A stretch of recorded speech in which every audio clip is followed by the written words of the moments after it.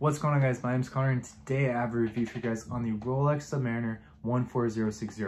So for those of you guys who follow Rolex, you guys know that 2 days ago, from at least the time that I'm creating this video, Rolex put out the new designs that they're going to be releasing later in 2020. All right, so the ones that were still being retailed and everything else at the beginning of 2020 are considered old now, which made me think, hey, this is the perfect time to put out a video on the one that's even pre-ceramic, pre-14060, the actual original last of the best 14060. All right, so let's get right into it.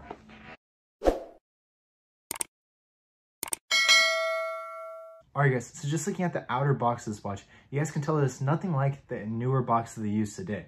Okay, it isn't all white and it doesn't have the big crown right here. This is actually one of the first oyster boxes that Rolex used. And you guys can actually tell that it's in pretty immaculate condition, as you can see.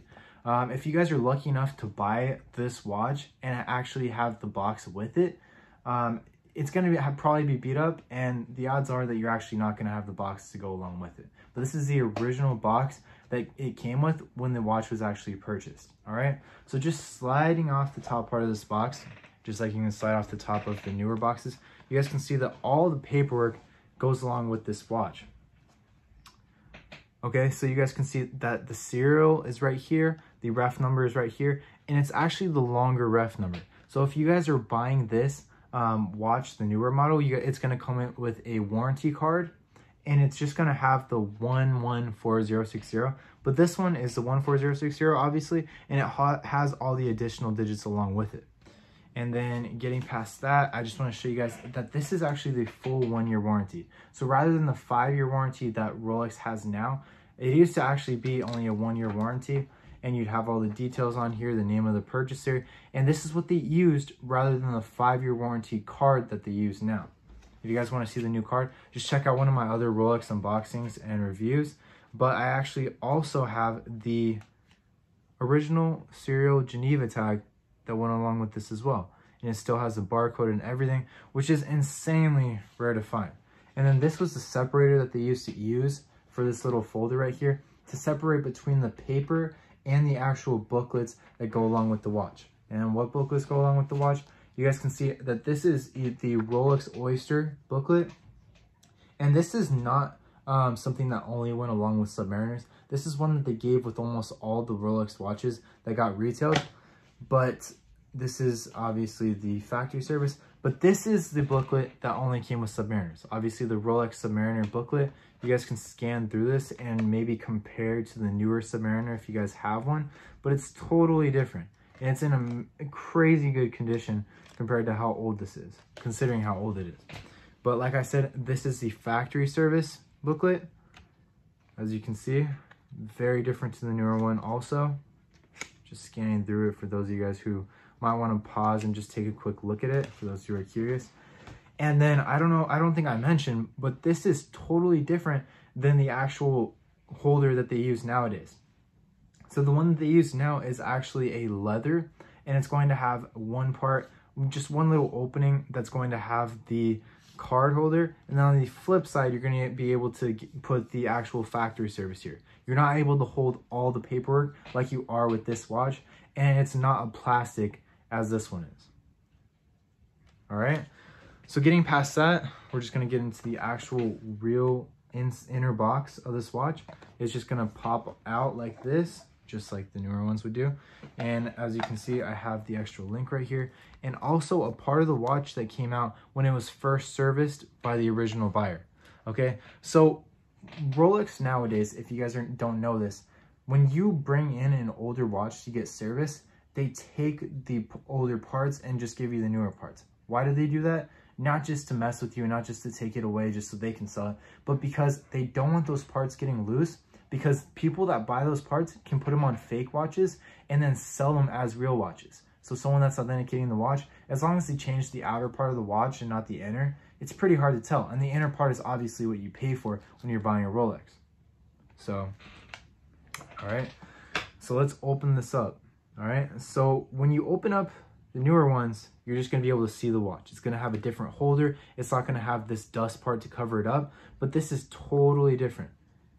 This is the original dust bag, or the original yeah, I guess you could call it a dust cleaner wipe that they gave you when you bought this watch. So you guys can see it has an inner part as well, and that part's just going to come out as such. And then you're going to be able to see the actual last of the best Submariner 14060. All right, so getting into the specifications of this watch, I'll just give you guys a quick look beforehand. Bracelet's totally different. It's a steel, but nowadays they would call it an oyster steel. You guys can see that obviously it has the black face on it, just like the newer ones.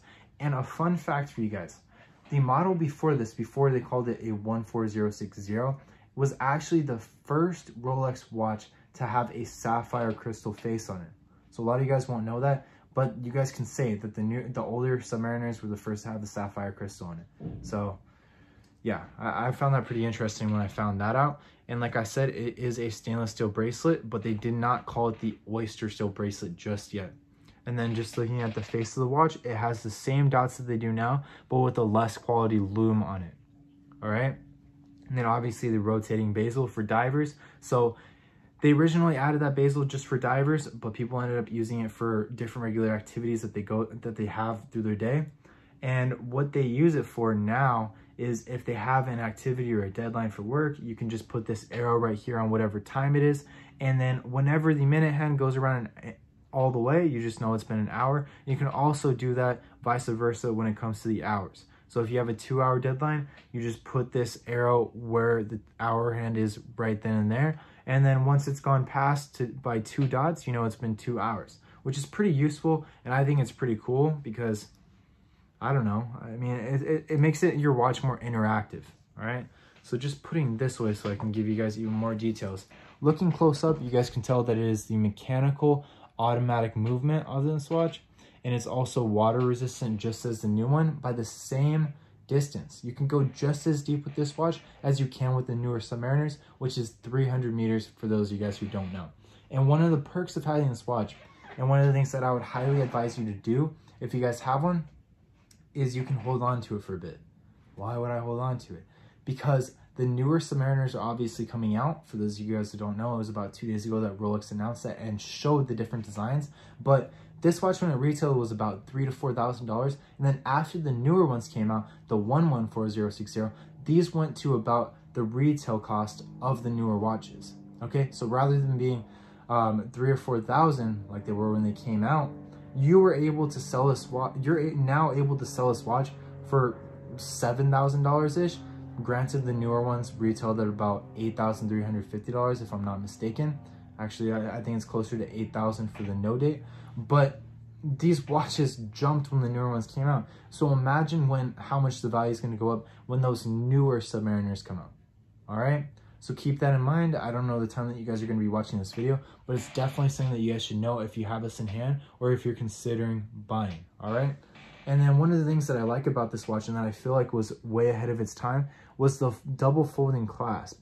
So just like the new ones, it's double locking on the clasp. So obviously you open it up and then you don't just lock this part, you lock this part as well, which I love that feature because it kind of gives you some relief where if you're worried about breaking a part of the clasp, it double locks. So if the inner part breaks, you have this outer part. If the outer part breaks, it's already locked up with this inner one. All right, and I love that. I feel like that's pretty awesome. But just looking at the design without any numbers to them, like any like actual statistics or like numbers or real details, something that I've noticed is that the case actually seems to be thicker. Okay, and you guys can see this part that just hangs out a little bit. It doesn't seem like the newer Submariner has it. When I had my 116610, which I did a review on, it did not feel as thick, but the actual bezel itself felt a lot bigger. So it seems like when they updated this watch, it seems like they kind of stretched it out and thinned it as well. So this is a 40 millimeter face, but the newer one is a 42 millimeter. And I don't know the actual numbers for how thick it is, but I can just tell that this is definitely thicker than the other ones. All right. And then my question to you guys, when you guys are watching this video, or if you guys can leave a comment down in the comment section is this the last of the best? Because in my opinion, when I look at this watch, I look at it as one of the original Submariners. Submariners are going to be a classic for as long as our lifetimes if you guys are watching this video. but this is one of the originals. This is the first one to have sapphire crystal. No matter what details they decide to add, like they stretched out the face, thinned it out, changed the bracelet a little bit, improved the lume. Like those are just little details, but the whole design itself was never really changed.